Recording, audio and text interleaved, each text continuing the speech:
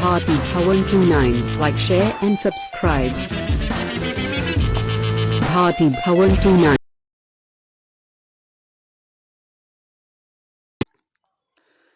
प्यारे बच्चों, भारतीय भवन 2.9 में आपका स्वागत है। बच्चों, आज मैं बात करने वाला हूँ 9th क्लास का मैथ सॉल्यूशन, जो कि भारतीय भवन प्रकाशन का है। और अध्याय की बात कर रहे थे, अध्याय 3 है और प्रश्नावली जो है 3 का F है।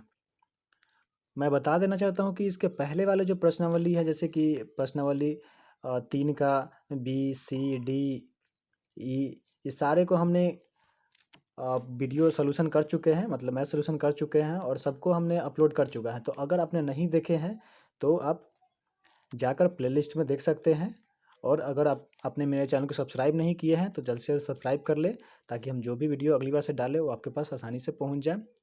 तो चलिए चलते हैं अपने प्रश्नों की तरफ।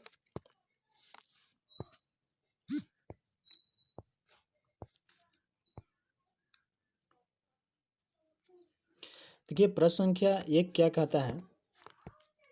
प्रश्न संख्या 1 कहता है कि यदि यदि द्विघात बहुपद f(x) के लिए f यानी कि x का मान यहाँ पे 4 बराबर 0 हो तो f(x) का एक गुणनखंड क्या होगा। देखिए, हम यहाँ पे मैंने वास्तविक संख्या यानी कि रियल नंबर्स में, या फिर अगर बहुपद में ही बात करें तो उसमें हमने पढ़ा है कि यानी कि f(x) यानी कि 4 दे रखा है, यानी कि x बराबर 4 दे रखा है।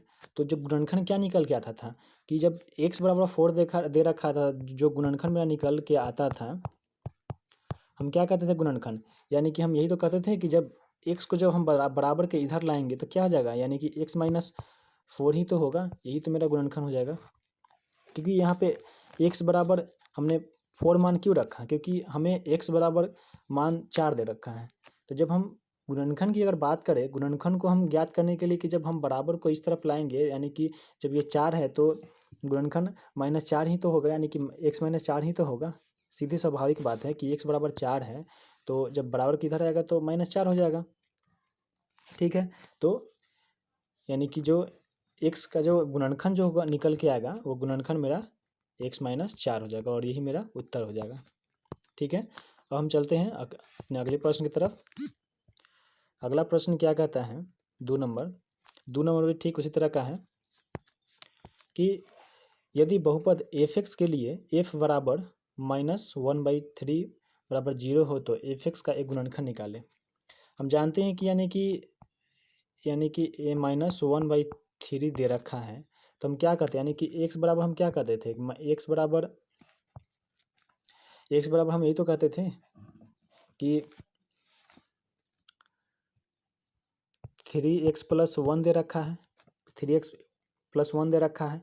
ठीक है, यानी कि जब हम क्या करेंगे, यानी कि हम x निकालना है तो x तो दे ही रखा है, तो हम जब बराबर के इस तरफ लाएंगे, तो बराबर के जब इधर लाएंगे तो यानी कि एक ऊपर चल जाएगा, 1 और बटा में 3 हो जाएगा, और माइनस प्लस में है तो वो माइनस में आ जाएगा, यानी कि इसी रूप में तो आएगा। तो मेरा जो गुणनखंड क्या निकल के आ रहा है, यानी कि गुणनखंड जो आएगा 3x + 1 ही तो आएगा। और जब आप इस तरह से कीजिएगा, यानी कि देखिए, क्योंकि 3x + 1 बराबर 0 है, तो 3x - 1 बराबर, यानी कि देखिए -1 क्यों आएगा, क्योंकि 3x + 1 था, जो हम x को बाहर निकालेंगे तो 1/3 ही तो बचेगा, ये प्लस में तो माइनस में हो जाएगा। इसलिए यानी कि इसको अब इस चीज़ को नोट कर लीजिएगा, और जो मेरा गुणनखंड निकल के आएगा वो 3x + 1 निकल के आएगा। ठीक है, अब हम चलते हैं अगले प्रश्न की तरफ। अगला प्रश्न देखिए, 2 नंबर क्या कहता है। 2 नंबर भी ठीक इसी तरह का है। अगर आपने पहले वाले प्रश्न नहीं समझे तो इसमें से समझ में आ जाएगा। तो देखिए, यहाँ पे यदि द्विघात बहुपद px के लिए, यानी कि यहाँ पे px यानी कि x बराबर 3 दे रखा है, 3 बराबर 6 हो तो px - 3 का मान का एक गुणनखंड बताएं।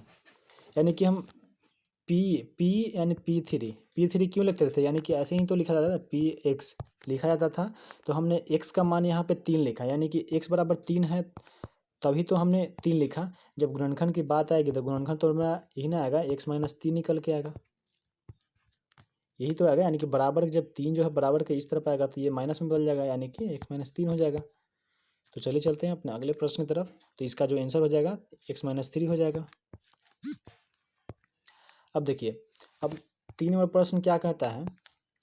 3 नंबर प्रश्न को देखिएगा, 3 का 1 है कि गुणनखंड प्रमेय की सहायता से गुणनखंड निकालिए, यानी गुणनखंड प्रमेय की सहायता से हमें गुणनखंड निकालने के लिए कहा जा रहा है। तो हम क्या करेंगे, प्रश्न संख्या 1 दे रखा है कि y² माइनस 5y प्लस 6 दे रखा है गुणनखंड के सहायता के माध्यम से। यानी कि हम गुणनखंड कैसे करते थे, हम इसी रूप में तो लिखते थे कि px बराबर y² माइनस 5y प्लस 6 दे दिया है। मतलब मान के चले हम कि px बराबर, हमको x का मान नहीं मालूम है, तो px बराबर y² माइनस 5y प्लस 6 दे रखा है।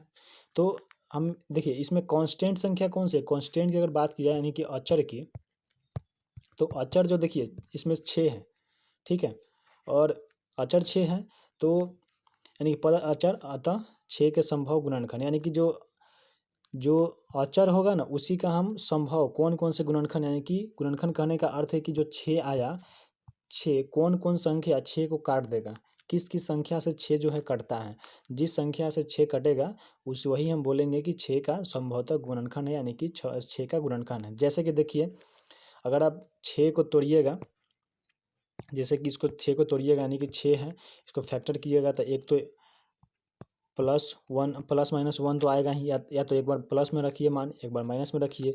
दूसरी तोड़िएगा तो +-2 हो जाएगा, तीसरी +-3 हो जाएगा, चौथी की बात करें तो +-6 हो जाएगा।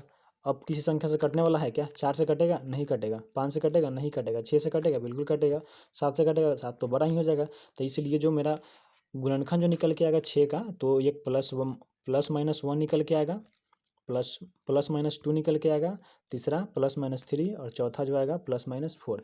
हमने यहाँ पे माइनस इसलिए लिया है कि एक बार प्लस हम मान रखेंगे और एक बार हम माइनस रखेंगे मान। जैसे कि देखिए यहाँ पे बता रखा है कि अगर मान के चलिए कि हम px यहाँ पे दे रखा है, तो एक बार हम x का जो मान है ना, एक बार हम x का मान जो रखेंगे, यानी कि देखिए यानी कि एक बार हम x का मान +1 रखेंगे, ठीक है, उस पर हम रखेंगे, और दूसरी बार अगर इससे नहीं होगा तो एक बार हम 1 का मान यानी कि x का मान -1 रखेंगे, और इसे हम देखेंगे कि बारी बारी से मान रखने पर क्या मान निकल के आ रहा है। तो चलिए चलते हैं, इसको हम हल करते हैं। देखिए सबसे पहले हम +1 का मान रखेंगे, यानी कि x का यानी p1 रखेंगे, तो जब देखिए यानी कि अर्थात y² है, तो y का मान हम यहाँ पे y बराबर अगर 1 रखते हैं तो क्या हो जाएगा, यानी कि y का स्क्वायर बराबर 1 का स्क्वायर हो जाएगा, ठीक है, और माइनस दे रखा है -5y यानी कि 5 × 1 हो जाएगा, ठीक है, +6 है तो +6 हो जाएगा। और हम क्या करेंगे 1 का स्क्वायर यानी कि 1 ही होगा, -5 × 1 यानी कि 5 ही होगा, +6।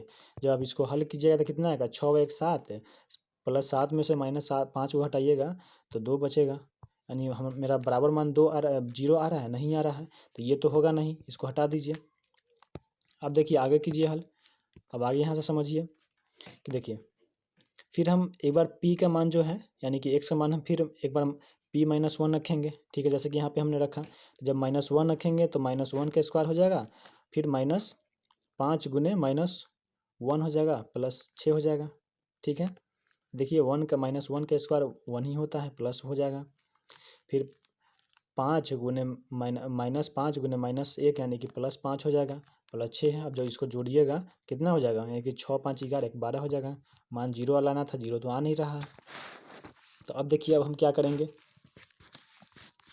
अब फिर हम p का यानी कि x का मान p बराबर 0 रखेंगे, सॉरी p 2 रखेंगे, यानी कि x का मान जो है फिर हम 2 रखेंगे, क्योंकि एक बार तो हमने 1 रख लिया, एक बार हमने -1 रख लिया, अब तो आया नहीं, तब 2 बचा, 2 रखेंगे हम। देखिए जब 2 का स्क्वायर करेंगे यानी कि y का मान हम बराबर 2 रखेंगे, तो देखिए यहाँ पे 2 का स्क्वायर हुआ, 2 दूना 4, 2 का स्क्वायर -5 × 2 +6 हो गया। जब इसको हम आगे हल करेंगे तो देखिए 2 का स्क्वायर 4 हो गया, और -5 × 2 यानी कि -10 हो गया, 6 है तो 6 हो गया। अब देखिए जब इसको हल कीजिएगा तो 6 × 4 = 10 यानी कि +10, अर्थात +10 -10। जब इसको आप घटाइएगा तो मेरा मान जो निकल के आएगा वो 0 ही तो आएगा, अर्थात हम कह सकते हैं कि एक तो मेरा निकल के आ गया, गुणनखंड एक तो मेरा आ गया, यानी कि एक्स माइनस, क्योंकि यहाँ पे 2 रखा था, ठीक है, ये तो 0 है, 0 मान आ गया। तो अब हम अभी तो हमको 2 निकालना है, क्योंकि देखिए घात 2 है, ठीक है, जितना घात होगा उतना हमको गुणनखंड निकालना है। 2 घात एक तो मेरा निकल गया ये वाला, अब दूसरा निकालिए, दूसरा देखते हैं निकाल के। एक बार हम -2 रखेंगे, क्योंकि यहाँ पे प्लस रखे तब -2 रखेंगे, यानी p माइनस जब 2 रखेंगे तो देखिए -2 का स्क्वायर हो जाएगा, -5 गुने -2 प्लस 6। जब इसको हल करेंगे तो -2 का स्क्वायर +4 हो जाएगा, और -5 गुने -2 यानी कि 5 दूना 10 प्लस 10 हो जाएगा, और प्लस 6 है तो 6 हो जाएगा। जब इसको जोड़िएगा तो 6 4 10, 10 10 20, ये तो 0 आ नहीं रहा है तो ये भी नहीं होगा। तीसरा लीजिए, p बराबर हम यानी कि P3 लेते हैं, यानी x का मान हम 3 लेते हैं, यानी x बराबर अगर हम 3 लेते हैं तो देखिए क्या होगा। जब 3 लेंगे तो 3 3 9 हो जाएगा, 3 का स्क्वायर तो 3 3 9 हो जाएगा, यानी कि y ही है। तो जब 3 लीजिएगा तो 9 हो जाएगा, -5 गुने 3 यानी 15 प्लस 6 हो जाएगा। तो देखिए 9 -15 प्लस 6, जब जोड़िए इसको 9 6 15 -15, यानी कि ये तो सही में, यानी इसका भी मान 0 आ रहा है। अर्थात हम क्या कर सकते हैं, हम ये कह सकते हैं कि जो मेरा गुणनखंड जो निकल के आया, यानी कि इसका 2 गुणनखंड निकल के आया, कौन कौन सा, तो एक देखिए गुणनखंड, एक मेरा x-2 निकल के आया, और दूसरा आया मेरा निकल कर, सॉरी यहाँ पे y होना चाहिए, ठीक है, y कर लीजिए, y-2, और दूसरा निकल के आया y-3 आया।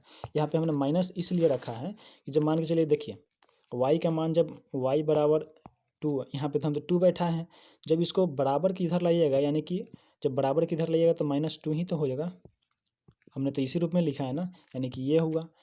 फिर -3 का भी वही चीज़, यानी कि हमने यहाँ पे प्लस ले रखा था, जब इसको हम बराबर की इधर लाएंगे तो -3 ही तो होगा, जो कि मेरा ये आया। तो इस तरह से इसका जो संभवतः गुणनखंड जो मान निकल के आएगा, यानी कि y-2 निकल के आएगा, और दूसरा जो आएगा y-3 निकल के आएगा, और यही मेरा आंसर हो जाएगा। अब हम चलते हैं अगले प्रश्न की तरफ, ठीक है। देखिए एक नोट हम और बताना चाहते हैं कि ये तो हमने जान गए कि, देखिए ये तो हमें समझ में आ गया कि यहाँ के 2 गुणनखंड कैसे निकल के आया। अर्थात हम कह सकते हैं कि मेरा जब पावर 2 था, यानी घात 2 था, तो इसलिए हमने 2 गुणनखंड निकाला।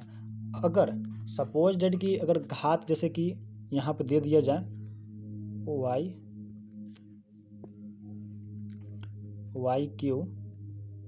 -5y + 6, तो यहाँ पे तो y का यानी घात तो 3 हो जा रहा है, तो तीन गुणनखंड कैसे निकलेगा, तो 2 गुणनखंड तो हम इसी तरह निकाल लेंगे, और तीसरे गुणनखंड निकालने के लिए एक विधि अपनाया जाता है, जो कि भाग विधि के माध्यम से हम तीसरा गुणनखंड निकालते हैं। जैसे कि एक नोट कीजिएगा कि द्विघातीय बहुपद के केवल 2 गुणनखंड ही संभव होता है।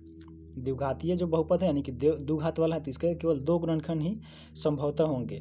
इसलिए आप मान तब रखेंगे जबकि 2 गुणनखंड नहीं मिलते हैं, ठीक है, जब 2 गुणनखंड नहीं मिलते हैं तब मान रखेंगे।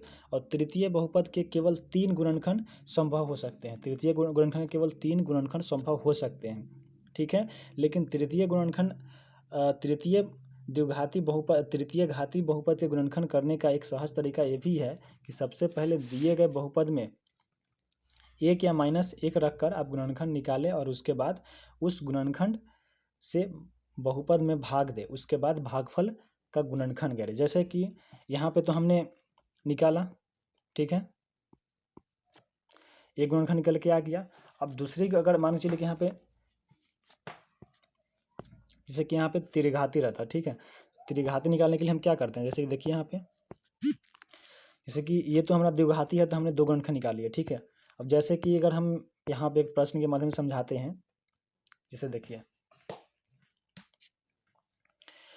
जैसे कि अगर आप इसको हल कीजिएगा तो क्या होगा, यानी कि एग्जाम्पल के तौर पर x - x का पावर 3 -6x² प्लस 11x -6 का गुणनखंड करने के लिए कहा जा रहा है। तो हम क्या करते थे कि हम x का मान 1 रखते हैं। देखिए क्या होता है, जब इसको 1 रखिएगा तो 1 का क्यूब, यानी कि 1 का क्यूब -6 गुने 1 का स्क्वायर प्लस 11 गुने 1 - 6 हो जाएगा, ठीक है। अब देखिए क्या हो जाएगा, इसको हल कीजिए, 1 माइनस 6 प्लस 11 माइनस 6, ठीक है। यानी कि क्या होगा, देखिए अब माइनस माइनस वाले को जोड़िए, यानी कि प्लस इसको जोड़िएगा 11 और 1 को, तो 12 हो जाएगा, प्लस 12 माइनस 6 6 12, यानी कि माइनस अर्थात ये 12 हो जाएगा, माइनस 12 हो जाएगा। जब इसको घटाइएगा तो मान जो निकल के आएगा 0 आएगा, ठीक है। अर्थात हम क्या कर सकते हैं कि जो मेरा एक गुणनखंड इसका निकल के आया, यानी कि गुणनखंड क्या निकल के आया, तो हम कह सकते हैं कि गुणनखंड x माइनस 1 निकल के आएगा, क्योंकि हमने मान क्या रखा, x बराबर हमने 1 रखा, तो जब हम बराबर किधर लाएंगे तो यानी कि x माइनस 1 ही तो आएगा, ठीक है। ये तो मेरा एक निकल गया। अब देखिए, अब जब त्रिघाती है, अब अगला जो गुणनखंड निकालने के लिए हम एक भाग विधि का प्रयोग करेंगे, ठीक है। कैसे निकलेगा, देखिए जब भाग विधि करेंगे तो उसको हम समझ लेते हैं भाग विधि के माध्यम से। आइए देखिए, फर्स्ट में तो ये तो हमको निकल चुका है, इसका तो मान 0 आ गया। अब देखिए, अब भाग विधि हम कैसे करेंगे, तो हम आपको बता देना चाहते हैं कि भाग विधि हम कैसे करेंगे, क्योंकि जो मेरा गुणनखंड निकल के आया है, यानी कि x माइनस 1 निकल के आया, हम कितना गुणनखंड निकाले थे, कितना से, यानी कि x³ minus 6x² plus 11x minus 6 का निकाले थे। तो हम x माइनस 1 से इतना में हम भाग करेंगे, तो भाग कैसे करेंगे, देखिए हम सबसे पहले यानी कि x माइनस 1 में हम वैसी संख्या से गुना करेंगे ताकि जो पहली वाला जो संख्या है ना, यानी कि x³ मेरा कट जाए, ठीक है। तो हम क्या किस संख्या से गुना करें, तो देखिए अगर हम इतना में संख्या में अगर हम x² से गुना करते हैं, यानी कि x² से गुना करते हैं, तो देखिए जब x² से गुना कीजिएगा 1 में x² हो जाएगा, माइनस है तो माइनस हो जाएगा। जब x² में x गुना कीजिएगा तो x³ हो जाएगा। अर्थात हम क्या कर सकते, यानी कि x³ हमको लाना था, x³ आ गया यहाँ पे। तो देखिए अब माइनस x² है तो x² हो गया। अब इसको बराबर हम चिन्ह काट दिए। अब देखिए जब प्लस में हो ना तो माइनस बदल जाता है घटाने के लिए, ठीक है। तो यहाँ पे हमने माइनस प्लस था तो माइनस हो गया। तो जब चिन्ह चेंज होगा तो देखिए कट जाएगा, दोनों बराबर थे, कट गया, ठीक है। अब देखिए अब माइनस x² है, ठीक है। तो जब माइनस 6x² में से जब x² घटाइएगा, देखिए ये प्लस x² बचेगा, ठीक है। यानी कि प्लस x² बचा, नहीं ये तो माइनस बचेगा ना, यहाँ पे चेंज कर लीजिएगा, माइनस बचेगा, ठीक है। यानी कि माइनस x² बचेगा, क्योंकि हमने एक तो घटा लिए। अब देखिए जब एक घटा लिए तो 5x² बचा प्लस 11, फिर उसके बाद इसको उतारेंगे, 11x हो गया। अब हम क्या करेंगे, फिर हम x माइनस 1 में ऐसी कोई संख्या से गुना करेंगे ताकि मेरा पहला संख्या ये वाला जो है ना 5x² ये कट जाए।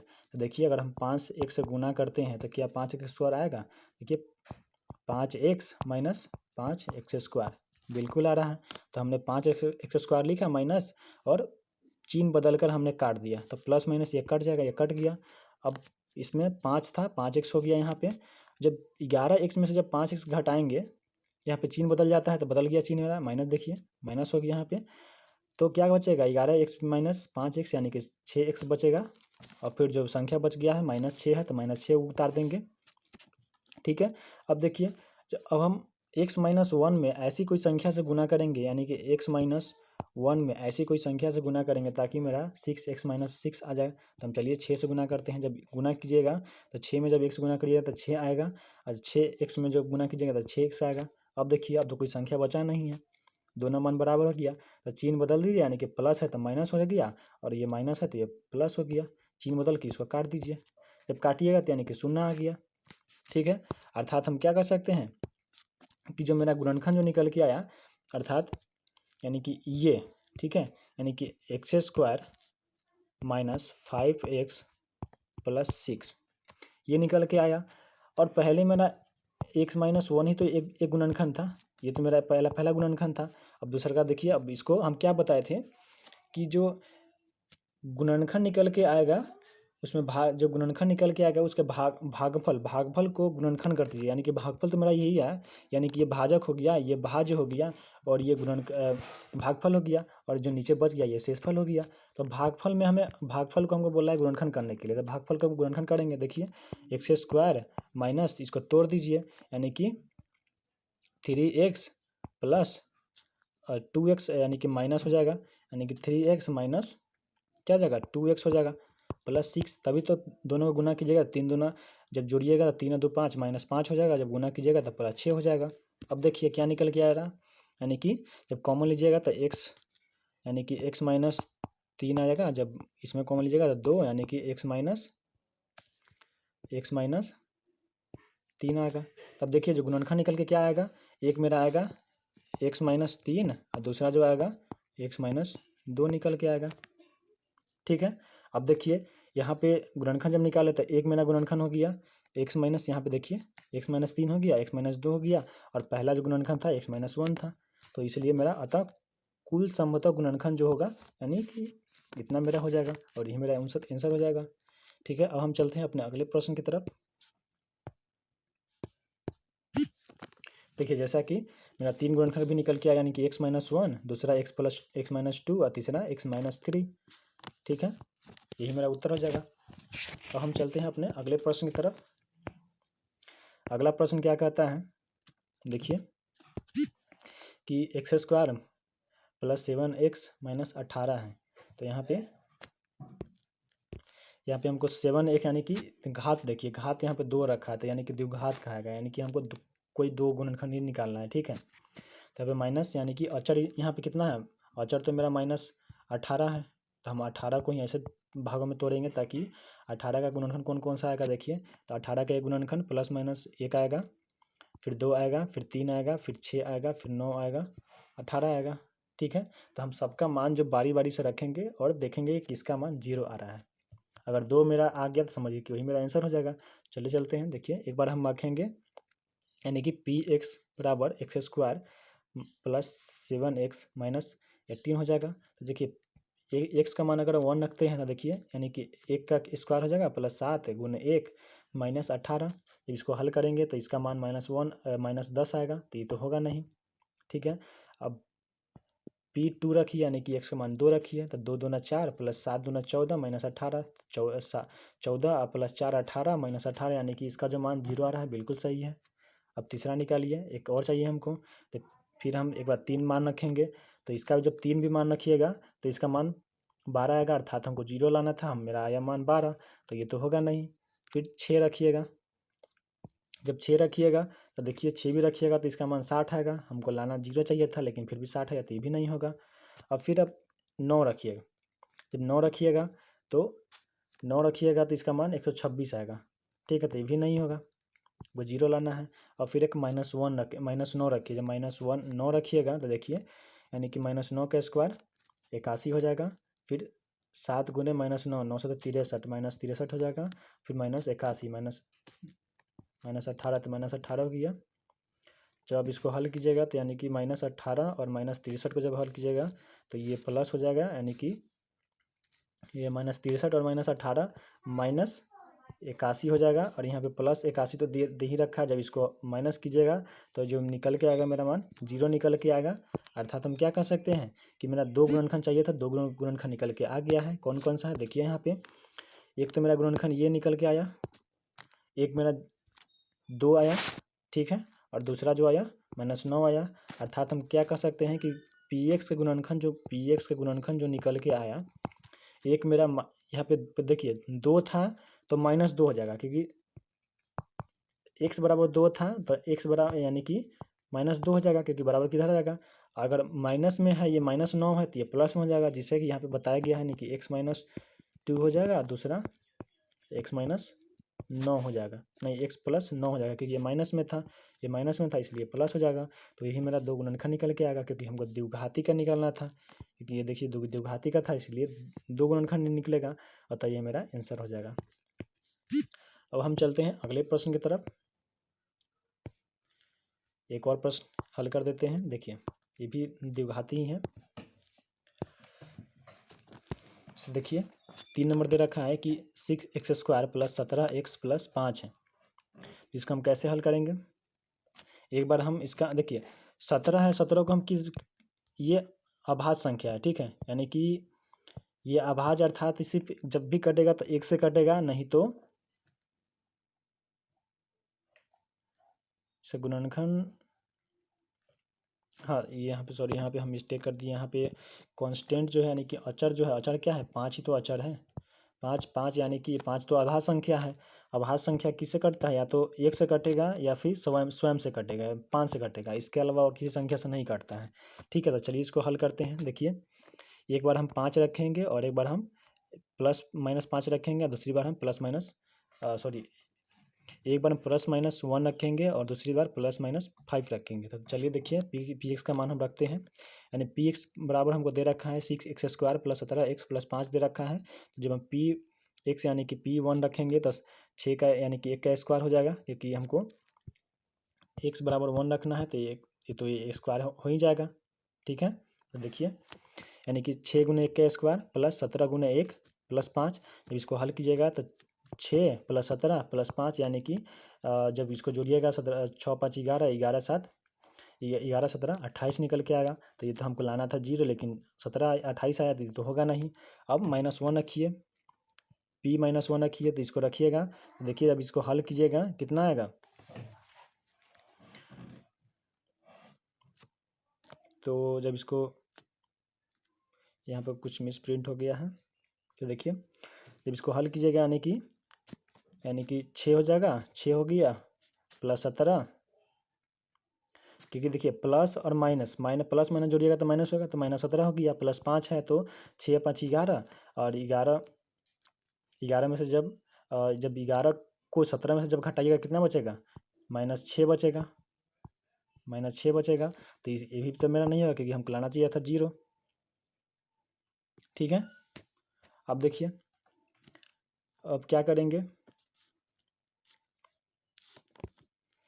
अब आगे जब इसको एक चीज़ देखिए, यहाँ पे ये कटने वाला नहीं है, अर्थात इसको जब 5 भी मान रखिएगा फिर भी नहीं कटेगा, तो इसलिए हम इसका गुणनखंड कर देते हैं। ठीक है, गुणनखंड करेंगे तो देखिए कैसे होता है गुणनखंड, यानी कि 6x² है प्लस 17x है प्लस 5 है, तो इसको ऐसे 2 भागों में तोड़िए ताकि जोड़ने पर मेरा 17x आ जाए। ठीक है, और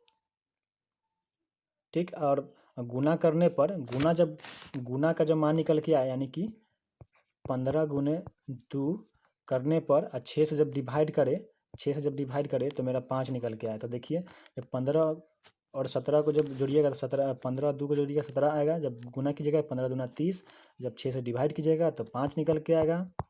अर्थात हम कह सकते हैं कि यही 15 गुने 2 को हम 2 भागों में 17 को तोड़ेंगे, 15 2 से तोड़ेंगे। जब इसको तोड़ेंगे तो देखिए, यानी कि 6x² plus 15x plus 2x plus 5 टूटेगा। जब इन दोनों में कॉमन देखिए, अब कॉमन क्या निकल के आ गया, यानी कि 3x कॉमन निकल के आएगा, क्योंकि 3 दूना 6 3 5 15। जब 3x कॉमन ले लेंगे तो x प्लस 5 बचेगा। फिर अब इन दोनों में 2 और 5 2x प्लस 5 में देखिए कॉमन, तो 1 निकलेगा कॉमन, यानी कि यहाँ पे देखिए 2x हो जाएगा, 3 के जगह पर 2 कर लीजिएगा। ठीक है, 3x के जगह 2x कर लीजिएगा प्लस 5 बचेगा। अब जब इस दोनों को हल कीजिएगा तो देखिए, यानी कि पहला जो गुणनखंड निकल के आएगा वो x प्लस 5 निकल के आएगा, 3 को हटा दीजिए, यानी कि पहला जो गुणनखंड इसको हटा दीजिए, और पहला जो गुणनखंड निकल के आएगा x प्लस 5, और दूसरा जो गुणनखंड निकलेगा 3x प्लस 1 निकल के आएगा। और यही मेरा एक फर्स्ट ये हो गया और सेकंड ये हो गया, और यही मेरा उत्तर हो जाएगा। तो वैसे चलते हैं, हम अपने वीडियो के यहीं पे विराम देते हैं, और अब जो कोई प्रश्न बच गया है उसको हम अगले नेक्स्ट वीडियो में लेकर आएंगे।